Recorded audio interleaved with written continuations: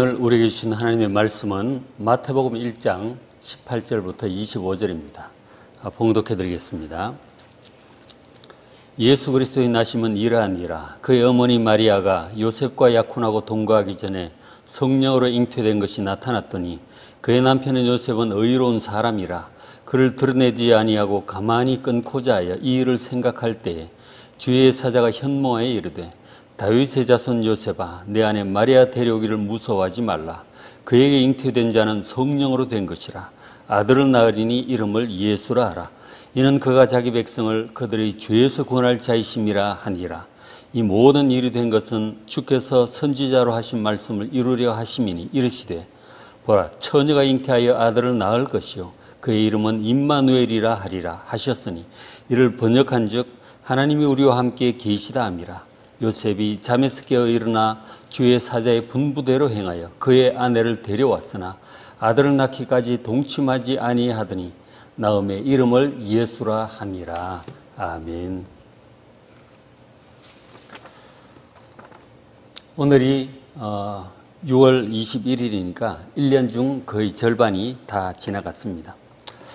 올해 전반기에는 코로나 때문에 신경 쓰느라 다 지나간 것 같은데, 그러나 그 와중에서도 1월 1일부터 맥체인 성경 읽기를 충실히 하신 분들은 어제까지 해서 신약 성경 한 번을 완독했을 것입니다.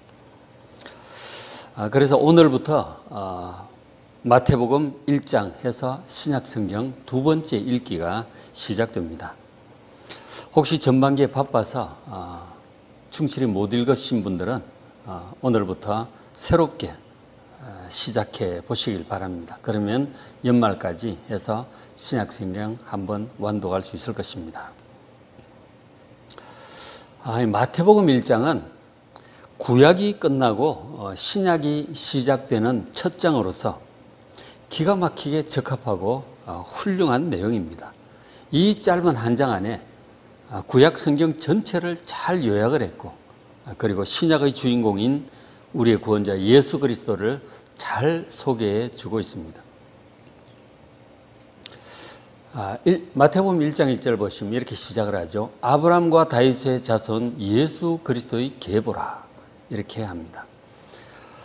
예수 그리스도가 다윗의 자손이고 그리고 아브라함의 자손이라고 하면서 이 아브라함부터 다윗을 거쳐서 예수님까지 42대 족보, 약 2000년간의 역사를 이 족보로 얘기를 해주고 있습니다.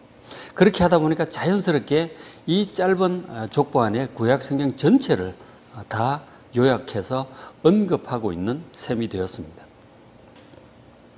아브라함은 BC 2000년경의 사람으로서 창세기 12장, 성경 아주 초반부에 등장하는 믿음의 조상이에요.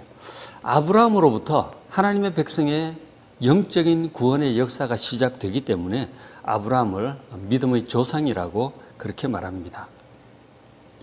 구약의 이스라엘 백성들은 아브라함의 혈통적인 후손이며 우리 신약의 그리스도인들은 아브라함의 영적인 후손입니다. 이 사실에 대해서 사도 바울은 성령의 감동으로 가르쳐주고 있습니다.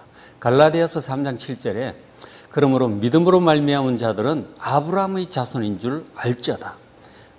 저어진 말씀은 이방인인 갈라디아 교인들에게 보낸 편지입니다. 그러니까 이 갈라디아 교인들이 이스라엘 사람들이 아니고 혈통적인 아브라함의 후손은 아니지만 그러나 믿음으로 말미암은 자들이므로 아브라함의 자손이라고 지금 말하고 있는 것이죠. 그래서 8절에 하나님이 이방을 믿음으로 말미암아 의로 정하시고 구원하실 것을 성경이 미리 알고 아브라함의 복음을 전하되, 아브라함에게 하신 말씀을 복음이라고 표현을 하고 있죠. 모든 이방인이 너로 말미암아 복을 받으리라. 그러니까 저 복은 바로 구원의 복을 말하고 있습니다. 땅끝까지 모든 이방인들이 아브라함을 통해서 복을 받게 될 것이다. 구원의 복을 받게 될 것이라고 말씀하셨던 것이죠. 그래서 아브라함처럼 하나님을 믿는 사람들은 이스라엘 사람이든 이방인이든 누구든 아브라함의 영적인 자손임을 믿으시기 바랍니다. 다시 구약으로 돌아가 보면 아브라함의 후손인 혈통적인 후손인 이 이스라엘 백성들은 하나님의 그 처음 약속대로 정말 번성합니다. 번성해서 애굽에서 200만 명 규모의 민족으로 성장을 합니다. 그래서 이 하나님 보내신 모세를 통해서 출애굽을 하죠. 그리고 여호수아와 함께 가나안 땅을 정복합니다. 가나안 땅을 정복할 무렵에 족보를 이렇게 마태복음 1장 5절에서 표현해 주고 있습니다. 살몬은 라합에게서 보아스를 낳고 이렇게 말하죠. 저 라합은 여호수아가 여리고성을 점령을 할 때 도와주었던 여리고의 기생 라합입니다. 저 라합이 나중에 이스라엘의 지도자 중에 한 사람인 살몬, 유다 지파의 지도자 중에 한 사람 살몬과 결혼을 하고 그래서 낳은 아들이 보아스입니다. 저 보아스는 룻기에 나오는 그 보아스예요. 그래서 보아스가 모압 여인, 이방 여인 룻과 결혼을 해서 오벳을 낳습니다. 그 오벳의 아들이 이세고 이세의 막내 아들이 다윗입니다. 그러니까 짧은 저 한 절 안에 여리고성 점령, 룻기의 내용, 그리고 다윗 왕의 탄생까지 아주 잘 담고 있습니다. 그 다음에 이제 1장 6절 보시면, 자, 이새가 다윗 왕을 낳습니다. 그래서 그 다윗이 왕이 되잖아요. 그렇게 해서 이 다윗 왕의 그 아들은 솔로몬이고 솔로몬의 아들은 르호보암이고 해서 쭉 왕들입니다. 왕들이 쭉 이제 이어지죠. 예수님의 직계 조상들인데 그 조상들이 왕족임을 우리가 또 보게 되죠. 자, 그런데 하나님께서는 이 모든 연단을 잘 감당하고 마침내 왕이 된 이 다윗의 신앙과 헌신을 너무나 기뻐하셨어요. 그래서 다윗에게 이런 놀라운 약속을 하셨습니다. 사무엘하 7장 16절에 내 집과 내 나라가 내 앞에서 영원히 보존되고 네 왕위가 영원히 견고하리라 이렇게 말씀하셨습니다. 그러니까 다윗의 이 나라가 영원히 계속될 것이다. 다윗의 가문도 왕의 가문으로서 영원토록 그 후손 대대 왕으로 다스리게 될 것이다. 그렇게 약속을 하셨어요. 그러나 여러분 아시겠지만 인류 역사에 어느 나라가 영원히 계속되던 나라가 있었습니까? 길어봐야 500년 뭐 그렇잖아요. 뭐 1000년 나라도 가끔 있었지만, 그러나 어쨌든 하나님께서 다윗에게 영원한 나라를 약속을 하시고 영원한 왕권을 약속을 하셨어요. 과연 저것이 이루어질 수 있는 일인가? 인간적으로 생각하면 참 믿기 어려운 일이죠. 그러나 하나님께서는 다윗에게 저런 약속을 분명히 하셨습니다. 자, 근데 저런 약속은 다윗의 후손들이 열심히 잘한다고 이루어질 수준의 일이 아니죠. 다윗을 포함해서 우리 모든 인간은 정말 뿌리 깊은 죄악성을 가지고 있어요. 그래서 그로 인해서 종종 허물을 짓고 죄를 범해서 하나님의 심판과 진노를 피할 수 없는 너무나 부족한 존재입니다. 정말 하나님 중심으로 경건하게 잘 하던 이 다윗조차도 한순간에 남의 아내를 범하게 되죠. 혹해서 밧세바를 범하게 되고 그 죄를 덮으려고 그 남편을 죽이는 그런 죄를 범하게 됩니다. 한순간에 간음죄와 살인죄, 이 10계명에 있는 죄들을 다 범하게 되었죠. 그래서 결국 하나님의 진노를 입고 심판을 받게 됩니다. 그렇게 해서 그 결과, 그 간음으로 난 아이, 다윗과 밧세바 사이에 난 아이가 결국 죽습니다.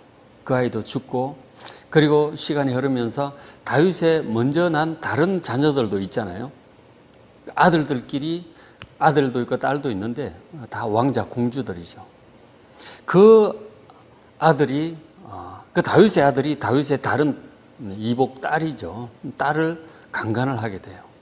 그리고 나서는 또 뭐 형제끼리 죽이고 아들, 딸들끼리 막 살인과 간음이 일어나는 것을 아버지 입장에서 정말 마음 찢어지는 일을 그렇게 당하게 됩니다. 다윗이 심은 대로 거두는 것이죠. 참 안타까운 일이 아닐 수 없습니다. 우리 인간의 죄악성을 그 한순간에 그 다윗이 그렇게 되는 모습을 보게 됩니다. 이런 죄와 하나님의 심판과 진노는 다윗의 후손 여러 왕들도 마찬가지였어요. 다윗의 아들 이 솔로몬 왕도 하나님의 그 최고의 지혜와 능력과 축복을 받았지만, 그러나 수많은 이방 여인들을 아내로 맞이하고, 그러다가 나이가 들어가면서 그 아내들이 본토에 섬기는 우상들을 섬기는 것을 허용해요. 그 이스라엘 나라 안으로 여러 온갖 우상들이 들어오는 것을 허용을 하게 됩니다. 이 솔로몬 왕이. 처음에 그렇게 하나님을 잘 섬기고 성전도 참 잘 지어서 봉헌했는데, 이 나이가 들면서 그렇게 되는 안타까운 모습을 보게 됩니다. 속에 있는 죄악성의 뿌리인 것이죠. 하나님의 진노와 심판으로 솔로몬이 죽은 다음에 나라가 북이스라엘과 남유다로 쪼개집니다. 나라가 그냥 약하고 불편한 것이 아니라 자꾸 전쟁이 벌어나니, 남북에 전쟁이 벌어지니 참 안타까운 일이죠. 자, 솔로몬 이후에 400년간 세월이 흐르면서 여러 왕들이 이제 다윗의 나라를 이제 다스렸는데, 그 왕들 중에 보면 다윗의 후손들 중에 하나님을 경외하면서 하나님의 중심으로 정말 잘 해보려고 노력을 했던 아사 왕, 여호사밧, 히스기야, 요시야 같은 훌륭한 왕들도 있었어요. 그런가 하면 그들도 또 한계점도 있고 부족한 점들이 있었죠. 그런가 하면 또 반대로 노골적으로 우상을 숭배하며 하나님의 진노를 불러일으켰던 아하스 왕, 므낫세 왕 같은 그런 악한 왕들도 있었습니다. 그 왕들이 모두 다윗의 후손으로서, 왕들로서 마태복음 1장의 예수님의 조상의 족보에 나오고 있습니다.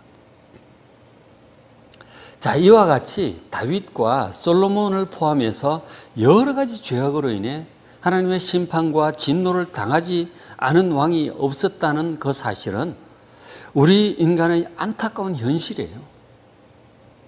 안타까운 현실입니다. 그래서 결국 하나님께서 저렇게 지켜주시겠다고 약속했던 다윗의 나라가 바벨론의 느부갓네살 왕에 의해서 결국 멸망하여 많은 사람이 죽고 많은 사람이 포로로 끌려가는 비극적인 일이 생기고 말았습니다.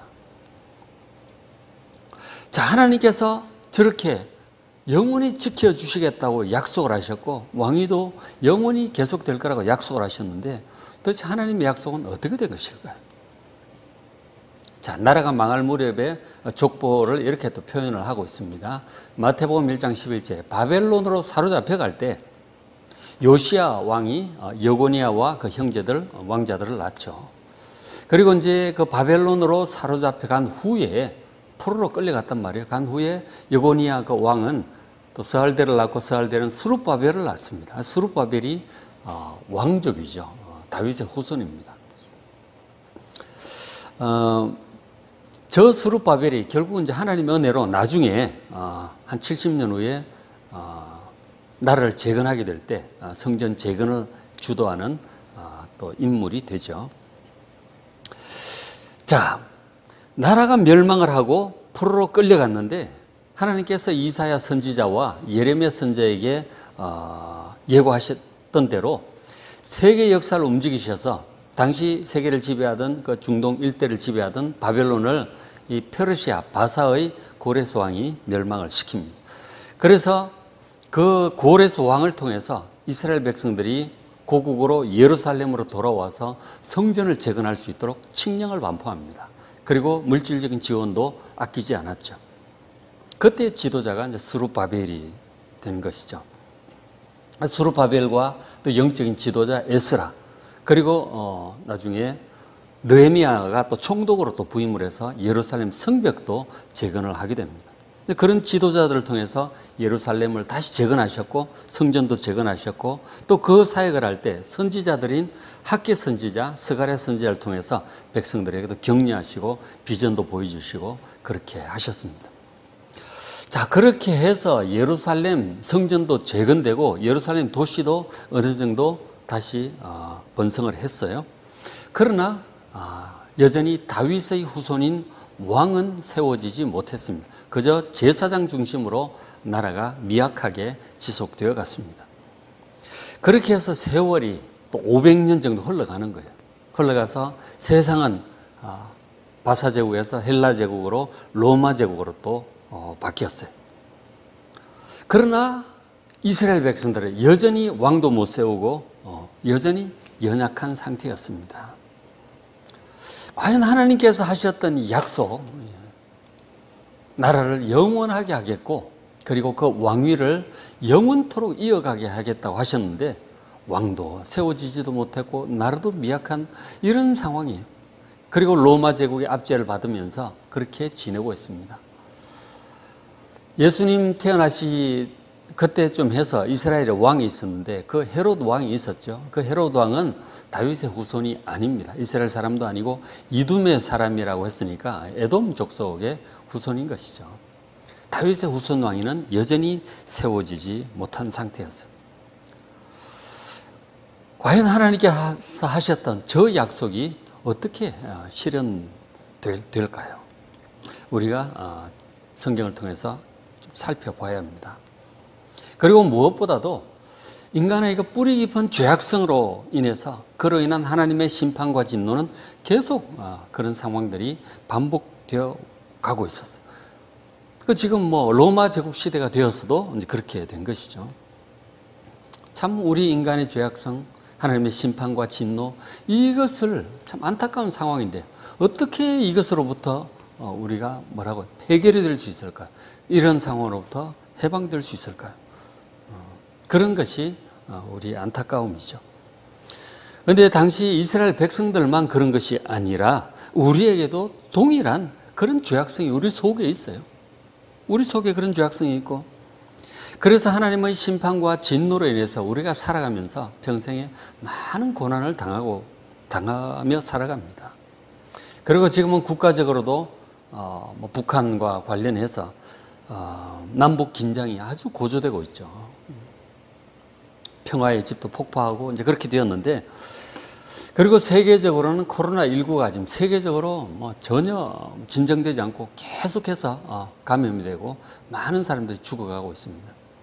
하루에 전 세계 감염자가 10만 명 그러더니 어제 같은 경우는 15만 명이라고 얘기를 하더라고요.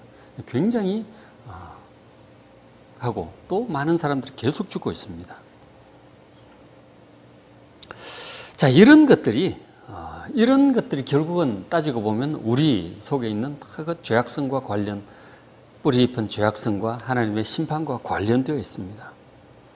자, 이렇게 전 세계적으로, 나라적으로, 또 개인적으로 많은 고난 가운데 살고 있는데, 온 세상을 다스리시고 우리 인생을 다스리시는 하나님의 계획은 어떤 것일까요?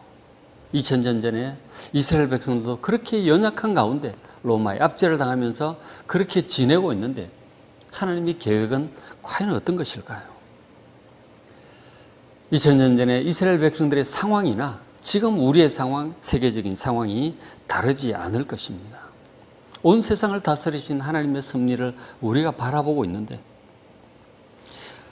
이런 사태를 우리는 어떻게 알고 어떻게 해석을 해야, 대처를 해야 될까요? 자, 성도 여러분. 그래서 하나님께서 하나님의 백성들을 위해서 준비하신 계획이 바로 예수 그리스도임을 믿으시기 바랍니다. 자, 이스라엘 백성들이 그렇게 연약해져 있을 때 2000년 전에 주의 천사, 보시면 주의 천사, 주의 사자죠. 주의 사자 곧 천사 가브리엘입니다. 가브리엘이 마리아의 남편 요셉의 꿈에 나타났어요. 근데 이 요셉이 당시 어떤 상황이었느냐면 자신의 이 약혼녀 마리아가 갑자기 임신을 한 거예요. 그래서 이런저런 얘기를 하는데 믿기 어려운 얘기고, 그래서 결국 파혼을 해야 되나, 결국은 다른 남자와 바람이 난 것이 아닌가 생각을 하고 파혼을 심각하게 고민하고 있을 때였어요. 그 요셉에게 꿈에 이 가브리엘 천사가 나타난 것이죠. 그 천사가 나타나서 요셉에게 말을 합니다. 자, 이 일을 생각할 때 이 파혼 문제죠. 주의 사자 천사 가브리엘이 현모하여 이르되 다윗의 자손 요셉아, 그렇게 부릅니다. 요셉이 다윗의 자손이에요. 바벨론 포로로 끌려가서 나라가 연약해진 가운데 왕족도 그렇게 연약한 가운데 많은 후손들이 생겼게, 그 중에 한 후손입니다. 다윗의 후손 맞아요. 그 예수님의 법적인 아버지가 되는 것이죠. 그리고 마리아도 역시 다윗의 후손이죠. 그래서 다윗의 자손 요셉아, 너희 안에 마리아 데려오기를 무서워하지 말라. 그러면서 설명하기를 그에게 잉태된 자는 성령으로 된 것이다. 그렇게 얘기를 했습니다. 어떤 다른 남자로 말미암아 바람나서 생긴 아기가 아니다. 성령의 능력으로 된 것이라고 분명히 말씀을 해줍니다. 그래서 요셉이 저 말을 듣고 안심을 했겠죠. 아, 바람이 난 것은 아니구나. 그리고 또 계속 얘기를 해줍니다. 21절에 아들을 낳으리니 이름을 예수라 하라. 아, 그 아이가 태중의 아기가 아들, 남자 아기라는 거죠. 그 이름을 예수라고 지으라고 그렇게 이름까지 지어줬습니다. 그러면서 설명하기를 이는 그가 자기 백성을 그들의 죄에서 구원할 자이심이라. 그렇게 천사가 얘기를 했습니다. 이 예수라고 하는 단어는 히브리어 요수아라고 하는 이름이 있는데 이스라엘 백성들을 가나안 땅으로 인도한 그 요수아를 헬라어로 음역을 하면 예수가 돼요. 이렇게 요수아와 예수는 똑같은 이름입니다. 그래서 그 이름이 구원하다, 구원자라고 하는 그런 뜻입니다. 그러니까 여호수아가 지금 애굽에서 노예 생활, 종 생활을 하고 있는 이스라엘 백성들을 모세와 함께 구원을 하죠. 출애굽을 시키고 광야를 통과해서 결국은 약속의 땅으로 데리고 들어가요. 바로의 권세, 이 애굽의 권세, 종의 상태로부터 구원을 해서 하나님께서 준비하신 젖과 꿀이 흐르는 땅, 자유롭고 안정되고 풍요로운 땅, 약속의 땅으로 데리고 들어가는 그런 구원자의 역할을 했어요. 그것처럼 이 마리아가 낳을 아들 예수도 여호수아처럼 이 하나님의 백성들을, 자기 백성, 하나님의 백성들을 죄의 권세, 사탄의 권세, 세상의 모든 고난과 사망으로부터 구원하여 영원한 하나님의 약속의 땅, 하나님의 나라, 새하늘과 새 땅으로 인도하여 들이실 분이라고 말씀을 하고 있는 것입니다. 예수님은 우리의 죄에서 구원하러 오신 분임을 믿으시기 바랍니다. 그 낳을 아들을 그렇게 한 문장으로 저렇게 소개를 해 주었어요. 그래서 저 얘기를 듣고 나니까 요셉이 이제 마음이 좋아졌겠죠. 이 마리아가 낳을 아기가 우리가 키워야 될 아기가 보통 아기가 아니구나. 정말 하나님의 섭리와 구원자로 오신 분이구나. 아주 기쁜 마음으로 받아들이고 이제 마리아를 데려온 거죠.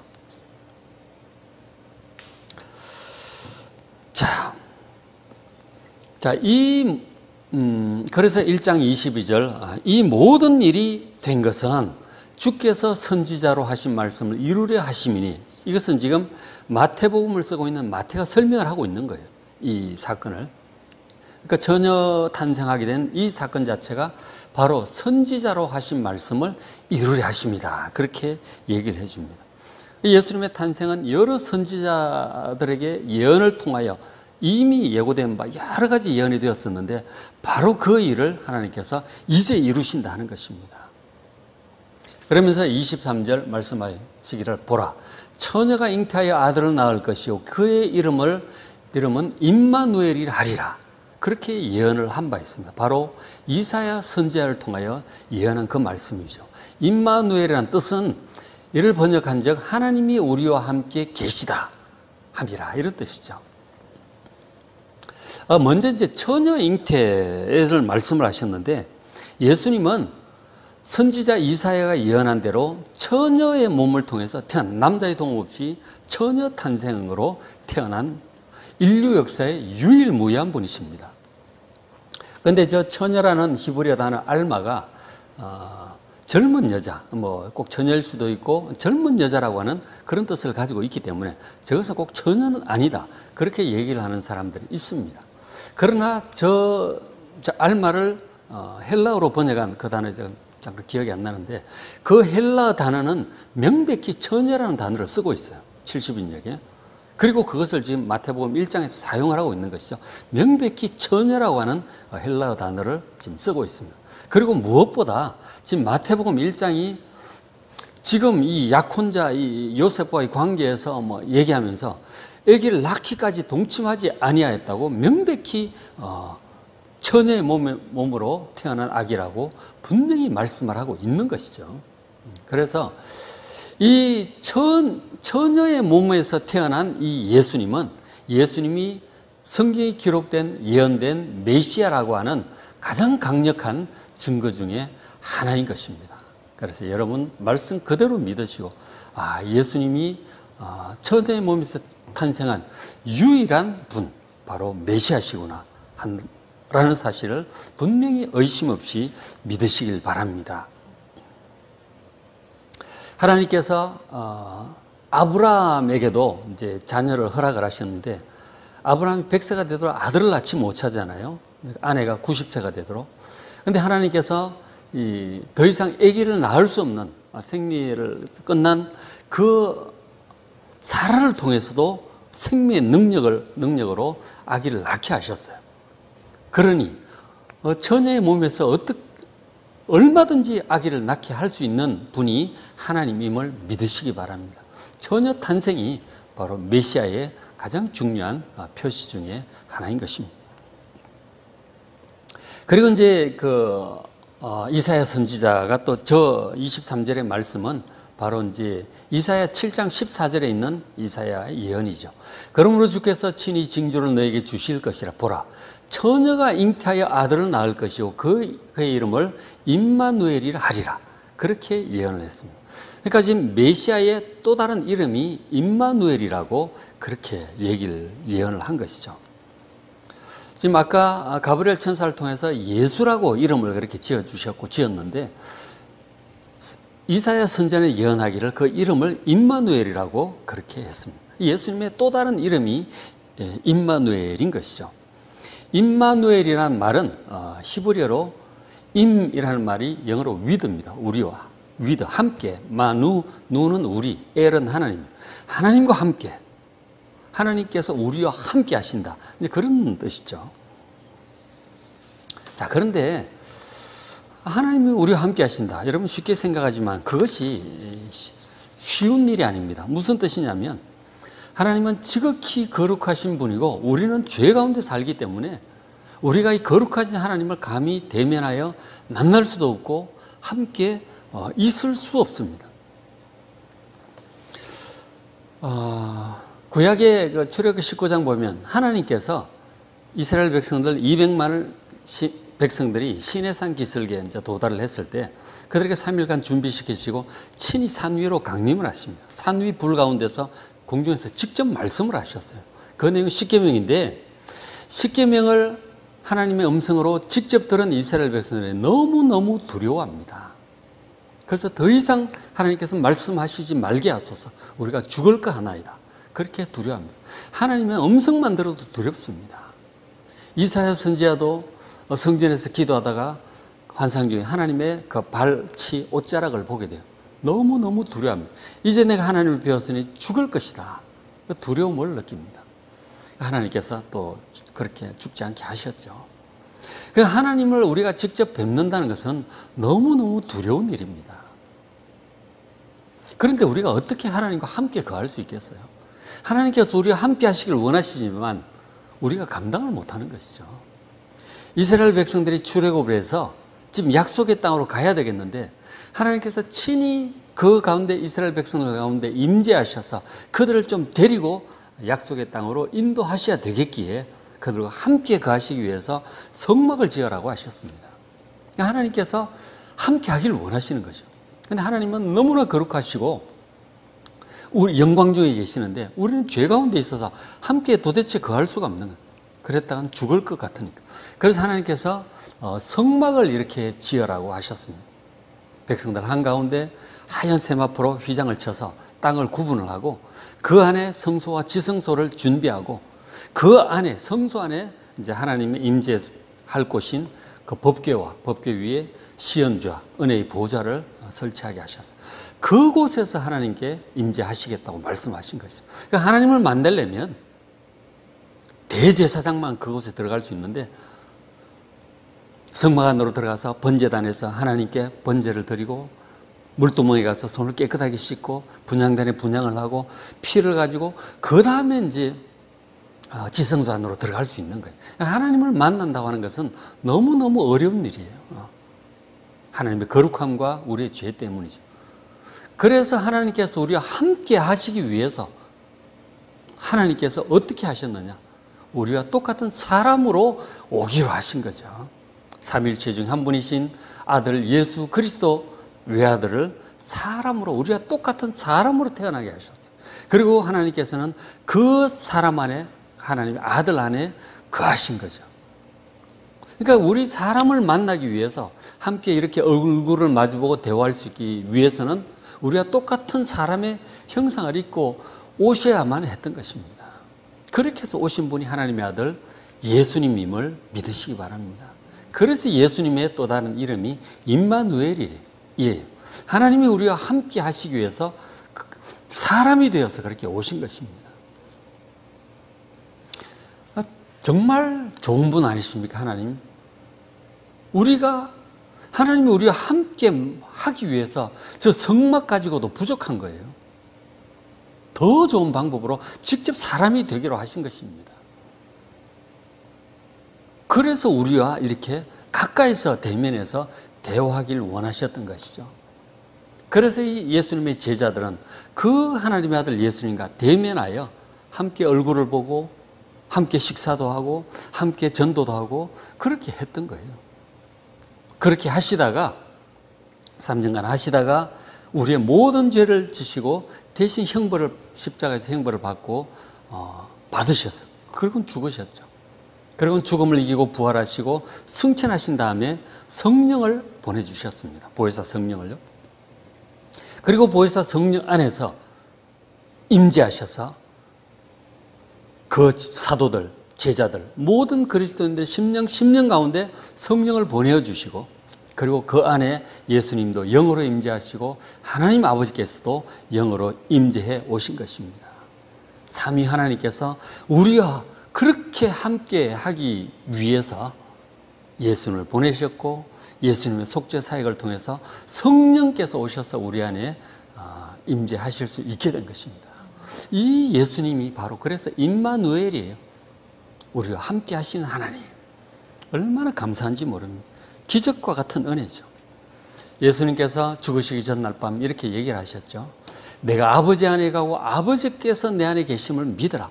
하나님 아버지께서 예수님 안에 항상 계셨어요. 그래서 예수님을 통해서 제자들을 만나고 그렇게 하셨어요. 구약시대 성막에서 만나는 것보다 훨씬 좋은 방법, 훨씬 친근한 방법으로 그렇게 다가오셨던 것이죠. 예수님께서도 내가 내 말을 하는 것이 아니라 아버지께서 주신 말씀을 내가 하는 것이다. 그렇게 하셨어요. 아버지께서 하시고 싶은 말씀을 아주 친절하게 예수님을 통해서 다 해주셨던 것입니다. 얼마나 감사한 일인지.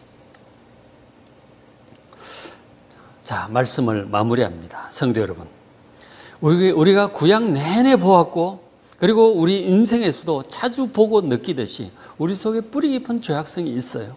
그래서 하나님의 심판과 진노를 우리가 종종 이렇게 입게 됩니다. 그래서 많은 고난 가운데 우리가 살고 있죠. 그런 절망적인 우리를 이 죄로부터 구원하기 위하여, 사망 권세로부터 구원하시기 위해서 하나님께서 그의 외아들 예수 그리스도를 우리와 같은 사람으로 보내셨습니다. 예수님의 놀라운 지혜와 그 능력, 그리고 희생의 십자가를 통해서 우리를 죄로부터 구원하시고 우리와 항상 함께 하시고, 그리고 영원한 우리의 하나님의 나라 약속의 땅 새하늘과 새 땅으로 예수님께서 우리를 인도해 가고 계십니다. 여러분, 그 예수님을 더욱 알아가시고 사랑하시길 바랍니다. 오늘부터 시작되는 이 마태복음 1장, 여러분 또 새롭게 시작하셔서 복음서를 통해서 우리 안에 내주하시는 예수님이 어떤 분인지 여러분 만나시고 그 음성을 들으시고 주 예수님과 사랑하며 교제하며 새하늘과 새 땅에 이르기까지 동행하는 여러분 되시기를 주의 이름으로 축복합니다. 기도하겠습니다. 하나님 아버지, 크신 사랑 은혜를 감사합니다. 오늘 또 마태복음 1장 신약을 새롭게 시작하면서 예수님이 이 지독한 죄로부터 우리를 어떻게 구원하러 오신 분인지 보게 하시니 감사합니다. 구약에 가득 찬 그 죄악으로부터 우리를 구원하셔서 영원한 하나님의 나라로 인도하러 오신 주 예수님을 찬양합니다. 복음서를 통해서 성경을 읽을 때마다 우리 안에 내주하시는 주의 음성을 듣게 하시고 주님을 더욱 알아가게 하시고 주님 온전히 믿고 순종하며 이 믿음의 경주를 싸우고 승리하는 저희들 되게 하여 주시옵소서. 코로나로 인하여 그리고 혹은 인생의 여러 가지 어려움으로 인하여 고난 가운데 있는 성도들 우리를 불쌍히 여기시고 주 예수님의 온전한 구원의 은혜 풍성하게 내려 주시옵소서. 우리 주 예수 그리스도의 이름으로 간절히 기도드리옵나이다. 아멘.